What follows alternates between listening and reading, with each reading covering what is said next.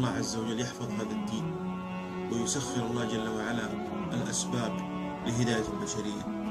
ومن ذلك قصة ذكرها لي أحد الإخوة عن رجل يعيش في الغرب، هو مسلم وعايش في الغرب، وتأثر من بيئة الكفر ودخل في النصرانية، ثم لما الله عز وجل أراد به خيرا رأى رؤيا في المنام كانت سبب رجوعه إلى الإسلام. ما هي هذه الرؤيا؟ رأى في المنام رجل يحمل ورقة مثل هذه الورقة، وقال له: أنت تركت الإسلام، وأشار إلى الورقة، وأردت النصرانية. تركت الإسلام، وبدأ يطبق هذه الورقة كما ترون الآن.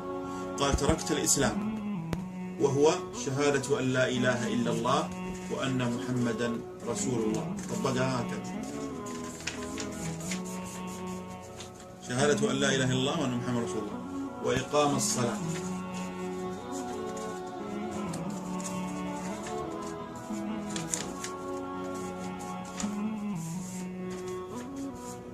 وإيتاء الزكاة،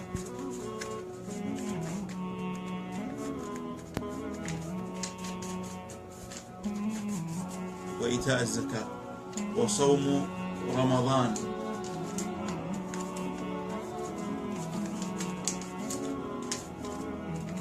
وحج البيت.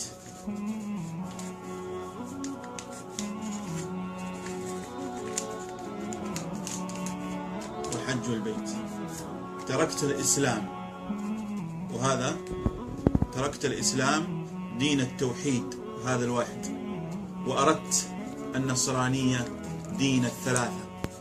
وبدأ يفك هذا الورقة هكذا: ثلاثة، وأردت الثلاثة، فمصيرك هو. وبدأ يقطع الورقة، هو هذا.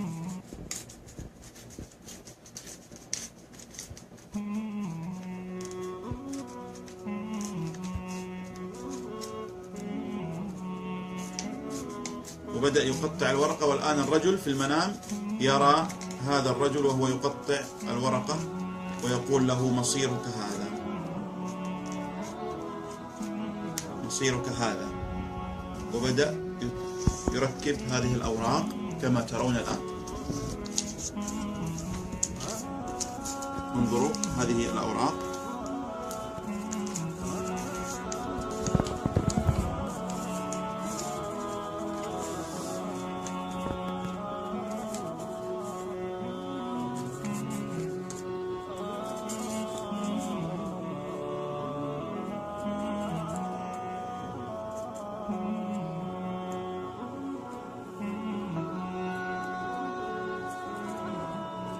مصيرك هذا، وهو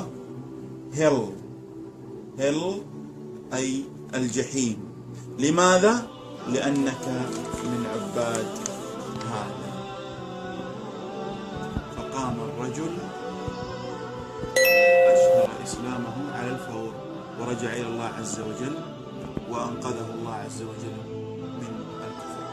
فإذا نحن قصرنا في الدعوة، الله عز وجل يسخر الرؤى والمنامات لرجوع الناس إلى الإسلام. والصلاة والسلام على نبينا